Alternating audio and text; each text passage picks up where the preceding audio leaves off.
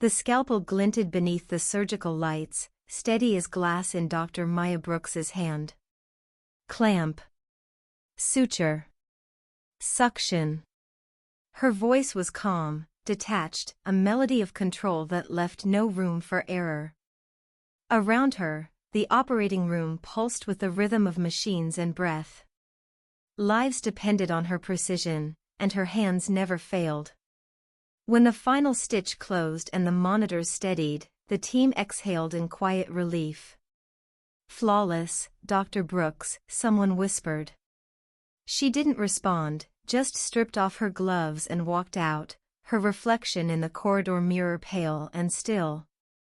She scrubbed her hands long after they were clean, as if she could wash away the ghosts clinging to her skin. For years. For years since Jamie's car wrapped around a guardrail on Route 9. For years since the police called it an accident, and she called it a cover-up. The world believed her calm came from fearlessness. The truth was simpler and darker. Her hands didn't shake because there was nothing left in her to tremble. Back in her office, the skyline of New York shimmered beyond the window. On her desk lay a closed police file, edges worn from too many sleepless nights. Jamie Brooks, case closed. She flipped it open again, tracing the name she'd circled in red ink. Rinaldi Holdings. A donor to her hospital. A thread that led to power, and maybe, to the man who'd killed her brother. Maya whispered to the empty room, her voice soft as a scalpel's edge. "Someone made sure Jamie never came home. I'll find out who." The name Rinaldi had begun appearing everywhere, in property contracts, corporate donations, and quiet whispers that stopped when Maya entered the room. At first, it was only curiosity. Then it became fixation. The deeper she dug, the clearer it became. Her brother's last employer, a consulting firm called Greyline, was owned by a shell company that led straight to Rinaldi Holdings. And Damian Rinaldi wasn't just another millionaire real estate tycoon. He was the man everyone feared, and everyone needed. She read everything about him she could find. A self-made mogul from Queens who built an empire of glass towers and luxury developments. A philanthropist who donated millions to hospitals, including Hudson Mercy, hers.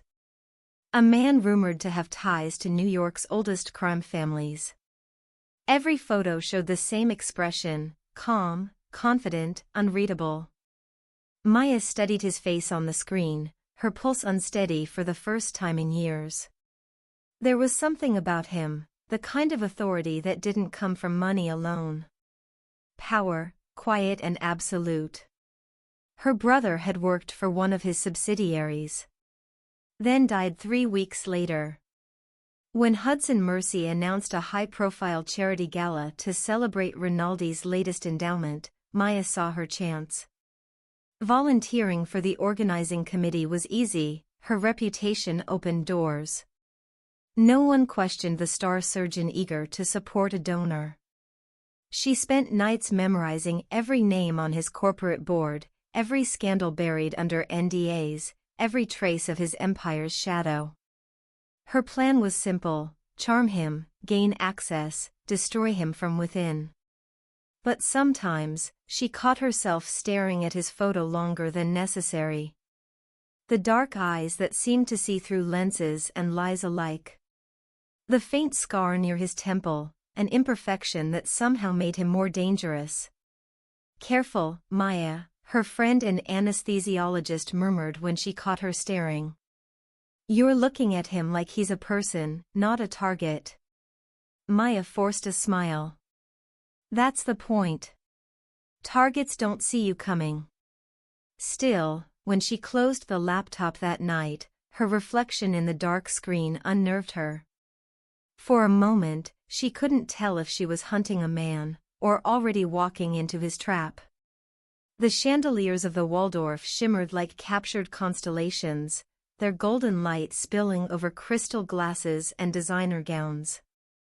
The annual Hudson Mercy Charity Gala was the kind of night that made the city forget its ugliness, at least for a few hours. Maya Brooks stood at the edge of the ballroom, champagne flute untouched, her black dress simple but surgical in its precision. She had no intention of enjoying herself. She was here for one reason only: to meet Damian Rinaldi. She'd spent weeks preparing for this moment, studying his habits, his charities, his preferred wine. Every detail was a potential weapon. Yet as she scanned the glittering crowd, the reality of it hit her. She was about to walk into the orbit of a man who could destroy her with a whisper. When he entered, the room shifted. Conversations dimmed. Heads turned instinctively, like metal drawn to a magnetic field. He wasn't the loudest man there, just the one no one could ignore. Damian Rinaldi was taller than she'd expected, his presence calm, almost still.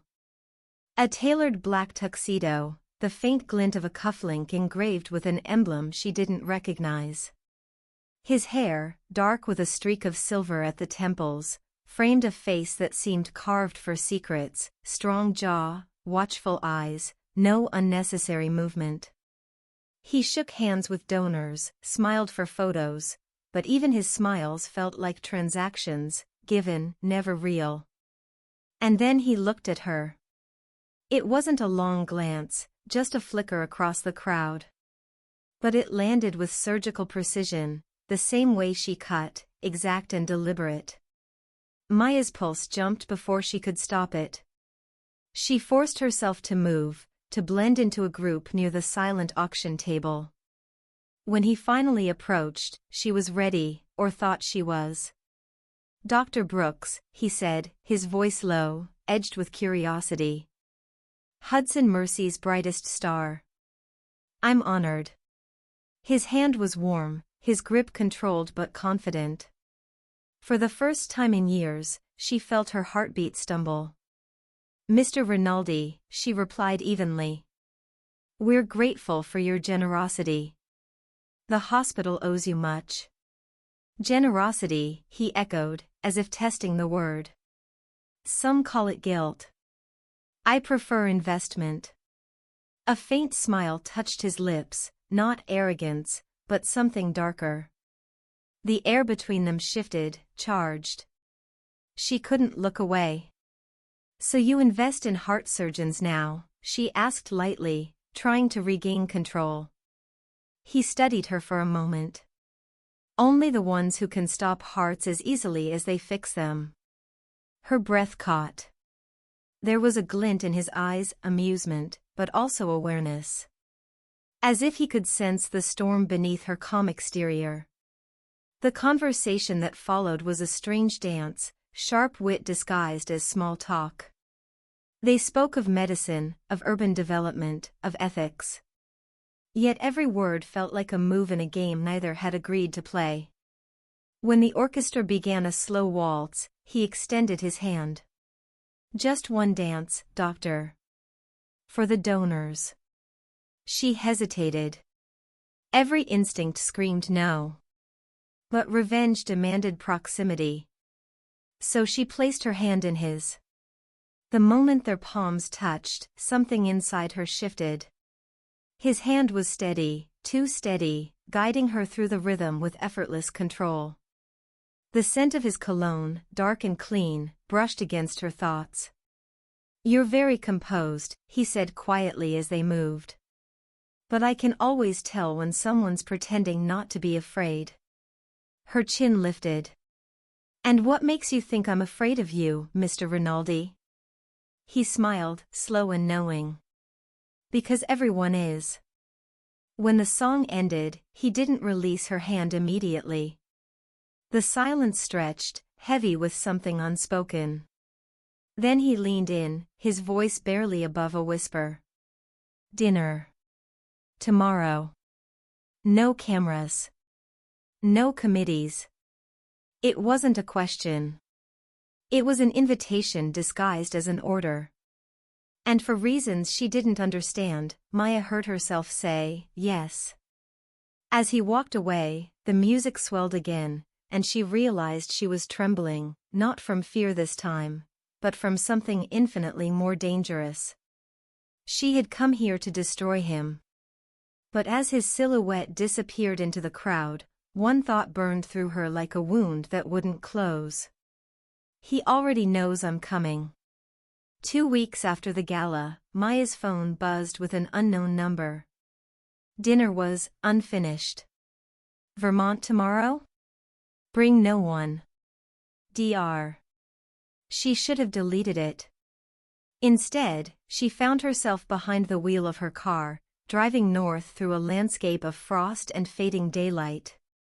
The GPS led her to a narrow road framed by pines and silence. At the end of it, a lake like glass, and a house reflected in its still surface. Damian stood on the porch, sleeves rolled to his forearms, as if he'd been waiting all day. No entourage, no guards. Just him. You drove yourself? He asked. I like control, she said. Dangerous habit. So I've been told. He led her inside. The house was modern but lived-in, stone fireplace, shelves lined with old astronomy books, a telescope aimed toward the frozen sky. The smell of wood smoke and garlic filled the air. He cooked. She watched, half amused, half disarmed. I expected bodyguards, not lasagna, she said. He smiled faintly. I have people for the business. Not for this. This? Peace. It's rare. They ate by the fire. For the first time, his mask seemed to slip. He spoke about the stars, how his father taught him constellations during blackouts in Queens, how he built his empire to escape the darkness that raised him. Funny, Maya murmured. I went into surgery for the same reason. To escape? To control what can't be controlled. For a moment, silence wrapped around them. Outside, snow began to fall, slow, deliberate flakes spiraling over the lake. It felt unreal. Almost gentle. Later, while Damian poured wine, Maya excused herself to find the bathroom. The upstairs corridor was lined with closed doors, until one caught her eye. It was ajar. Inside, the glow of a computer screen illuminated a desk. Curiosity was a habit she couldn't break. She stepped closer. The folder on the screen bore a name that froze her blood. Brooks, Jamie. Her brother's face filled the monitor, police reports, autopsy records, surveillance stills. Dozens of files, some marked confidential, others tagged DeLuca Holdings, a company she'd never seen before. He knew. Damian Rinaldi knew who she was. She backed away, pulse hammering, but the floorboard creaked, and his voice came from the doorway. You shouldn't be in here. Her breath caught. You've been investigating Jamie? He stepped closer, eyes dark, unreadable. Yes. Because he was killed for something he discovered. Something tied to me. You expect me to believe that? No, he said quietly. I expect you to listen. He reached past her and opened another file. Photographs of financial transfers, offshore accounts, names she didn't recognize. At the top of one, Valeria DeLuca. She's the one who ordered it, Damian said. My former partner. And, more than that once. Jamie stumbled onto her laundering network. She made sure he wouldn't talk. Maya's world tilted. You're saying my brother died because of your ex-lover? Yes. And you kept this from me? I needed proof before I brought her down. She stepped back, fury burning through shock. You manipulated me. His jaw tightened. No. I tried to keep you safe. You walked into a fire I've been fighting for years. Outside, the wind howled over the frozen lake. Inside, silence cut sharper than any scalpel. When she finally spoke, her voice was steady, the same tone she used before cutting into a patient. If Valeria killed my brother, I'll find her myself. Damian's gaze locked with hers, equal parts warning and plea. Then you'll die for him too. Snow whispered against the glass when Maya decided to run. She waited until the house went still, until Damian's footsteps faded and the fire burned low. The folder marked Brooks. Jamie was under her arm, her keys in her hand. The back door was half open when a voice said behind her, "Running, Doctor?" Jax Turner leaned against the doorframe, blocking the way. Scar along his jaw, gun under his coat, Damian's lieutenant, all quiet menace. "Move," she said. He didn't. "You really think you can walk away from him? From this?" Her pulse quickened, but her hands stayed steady. "Try me." He studied her for a beat, then said quietly, "I liked your brother. Smart kid. Too curious." She froze. "You knew him?" "Knew of him. He found something he shouldn't, Valeria DeLuca's laundering trail. Damian tried to keep him out of it. Didn't work." The sound of slow footsteps made her turn. Damian stood in the doorway, coat unbuttoned, eyes unreadable. "I told you she'd find it," Jax muttered and stepped aside. Maya's fury rose like fire. "You knew who I was." "Yes. And you let me believe you were guilty." "I was trying to protect you." "By lying," she snapped. "If I'd told you, you'd have gone after her. And she would have buried you next to him." Her voice shook, the first crack in her armor. "You had no right." "I had every reason," he said quietly. "Jamie died because of her, not me." He reached toward the folder, but she pulled it close. "I don't trust anyone in your world." "Then you won't live long in it." For a long second they just stared, pain meeting defiance. He stepped closer, voice low, rough with something that wasn't anger. "Valeria's collapsing. Someone's leaking her accounts. She thinks it's me." "And is it?" "It is." Outside, the wind howled. Then, headlights, slicing through the snow. One beam, then another. The echo of engines, doors slamming. "Coming fast." Jax swore. Too late. Damian caught Maya's wrist. "Downstairs." "What's happening?" "Valeria found us." The house lights flickered. Tires crunched on ice. Maya's heartbeat thundered in her ears, the rhythm she once trusted in the operating room, now turned against her. "Stay close," Damian said, voice perfectly calm. And she did, though every instinct screamed to run. Glass shattered.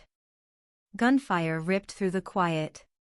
Jax pushed her down as bullets chewed into the walls. The air filled with smoke and the acrid sting of gunpowder. Damian fired back, his movements terrifyingly precise, every shot deliberate, efficient. Maya crawled toward the hallway, clutching the folder to her chest.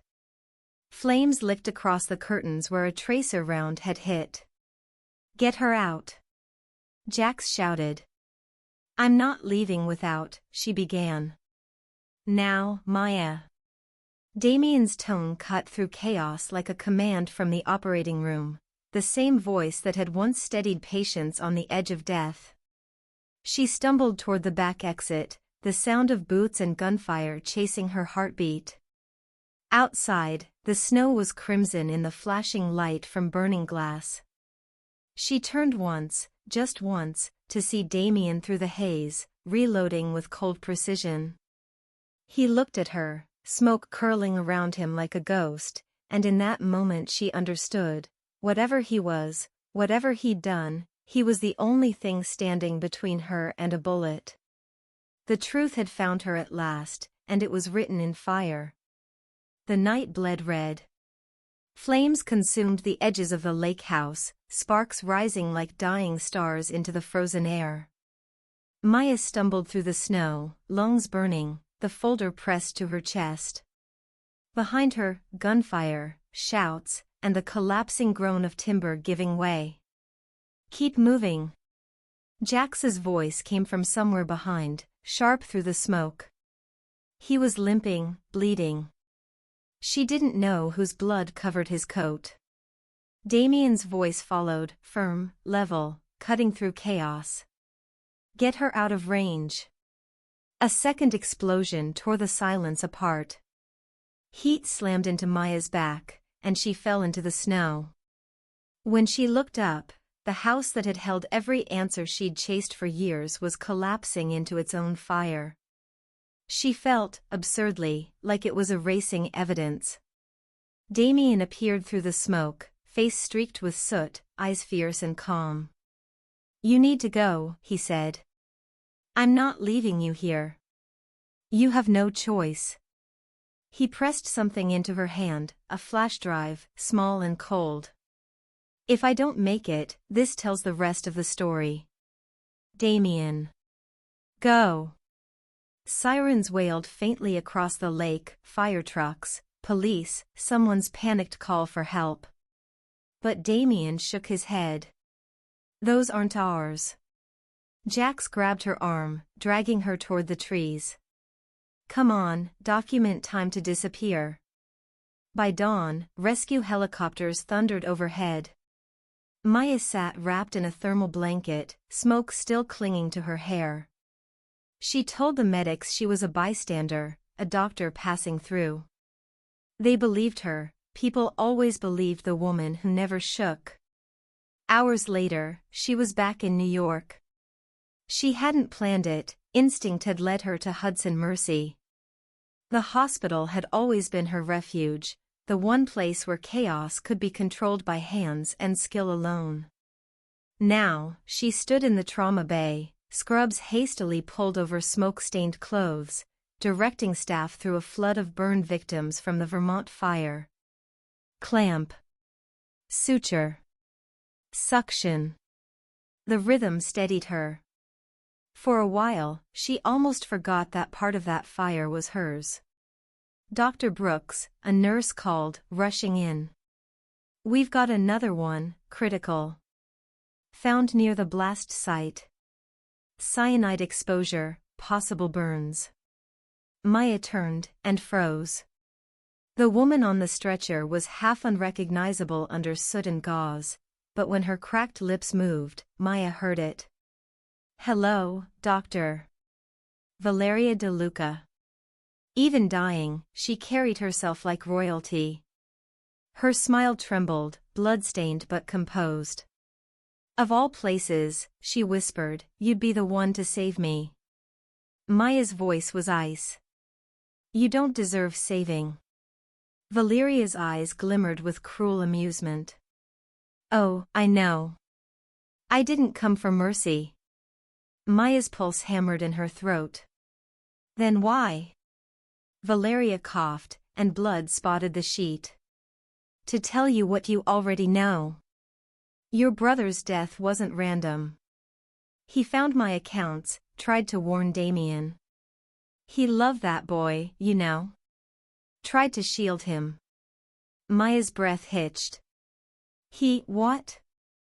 Valeria smiled faintly. "He failed. But he tried. And that's what will ruin him." Maya leaned in, fury trembling beneath her skin. "Why confess now?" Valeria's eyes flicked upward, exhaustion turning her pupils into glass. "Because I don't leave loose ends. Not even the truth." Her jaw tensed. Maya saw the tiny capsule in her teeth just as Valeria bit down. A hiss. A tremor. Then silence. The monitors flatlined. The nurses shouted orders, but Maya didn't move. She stood rooted beside the bed, watching the poison do its work. The woman who had burned her brother's life away was finally still. Slowly, Maya reached for the chart, her gloves streaked with blood and ash. She wrote one line. Patient confessed to homicide before death. She set the pen down. Her reflection in the monitor looked like someone else, pale, hollow-eyed, trembling.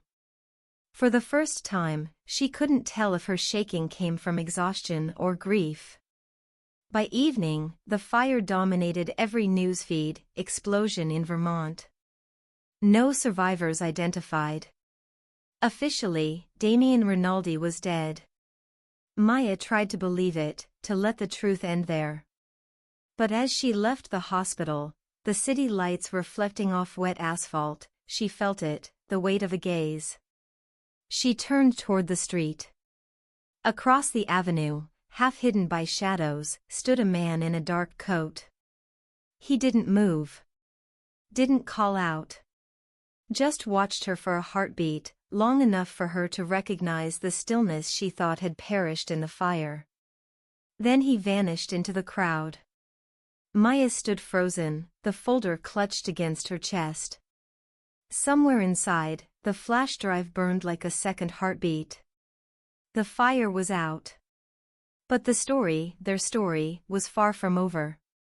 With Valeria's confession recorded, the police reopened the case. By winter's end, the headlines cleared Jamie's name.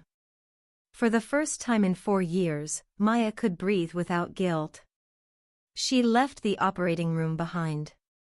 The research institute she'd once built became the Brooks Foundation, a sanctuary for people trapped in debt, violence, and the quiet reach of organized power. It wasn't revenge anymore. It was her way of fixing what violence had broken. 6 months later, an unmarked package arrived at her office. Inside lay property deeds for 3 rehabilitation centers, all signed by Damian Rinaldi. At the bottom, a single handwritten line read, "You showed me what redemption could look like. Maybe one day we can meet without lies." That day came in early spring. In a small cafe on the Brooklyn waterfront, sunlight spilled through wide windows, warming her hands around a cup of coffee. Then she saw him, seated near the glass, no guards, no shadows. Just a man trying to live differently. Their eyes met, and the city outside seemed to fall silent. "Coffee?" he asked, his voice quieter than she remembered. She nodded and sat across from him. For a moment, neither spoke. There was nothing left to confess, and nothing either of them could forget. A stranger entered the cafe, the doorbell chiming. Damian's hand twitched, an old reflex, a ghost of another life. Then he exhaled and smiled again. Peace, for now. Her plan had been revenge. But somehow, the man who once ruled shadows had found a way into her heart.